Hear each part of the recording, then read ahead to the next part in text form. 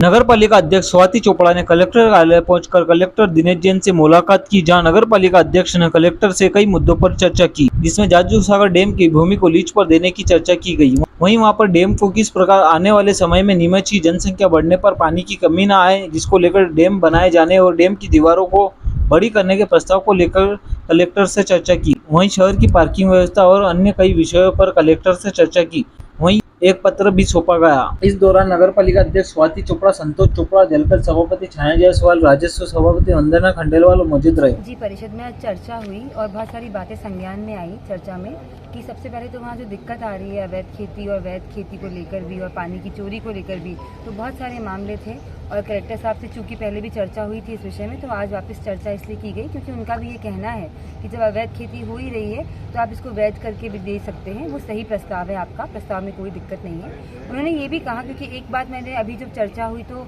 क्योंकि ये जो हमारा डैम है जाजू सागर बांध, इसको अगर हम इसकी जो सीमा है वो बढ़ाएं और कैपेसिटी बढ़ाएं तो नीमच शहर के लिए आने वाले समय के लिए बहुत बड़ी सौगात हो सकती है, क्योंकि जैसे पॉपुलेशन बढ़ रही है और हम चाहते हैं कि पानी की जो कमी है वो कभी भी नीमच वालों को ना फेस करनी पड़े। तो अगर हम 2070 का व्यू लेके चलें कि आने वाले 50 वर्षों में नीमच के लिए पानी की दिक्कत ना आए, तो अगर हम इसकी डैम की दीवारें अगर ऊंची करते हैं तो उससे कहीं ना कहीं क्षेत्रफल बढ़ जाएगा। क्षेत्रफल के बढ़ने के साथ साथ ही पानी की कैपेसिटी बढ़ जाएगी, तो जो पानी का संरक्षण है वो बढ़ जाएगा और नीमच में पानी की सप्लाई और अच्छे से हो पाएगी आने वाले वर्षों में। तो ये एक बहुत बड़ी सौगात नीमच को मिलेगी कि बांध को अगर हम बढ़ा दे जाएं, क्योंकि वो जो डूब क्षेत्र है जिस पे अवैध खेती हो रही है और जहाँ से केमिकल्स भी जा रहे हैं, तो शहर हित के लिए और जनता के लिए ऐसा पानी वहाँ तक उन तक ना पहुँचे जो उनके स्वास्थ्य के लिए हानिकारक हो, ये भी एक सोच है।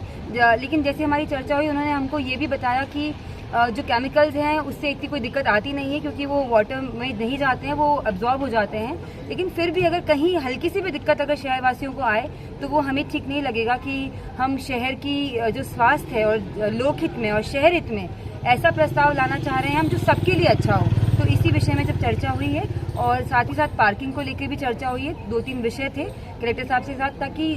हमारे शहर को कैसे हम और खूबसूरत बनाएं और कैसी उसकी अच्छी प्लानिंग करें, एक मास्टर प्लान तैयार किया जाए, उस विषय में आज पूरी चर्चा हुई है।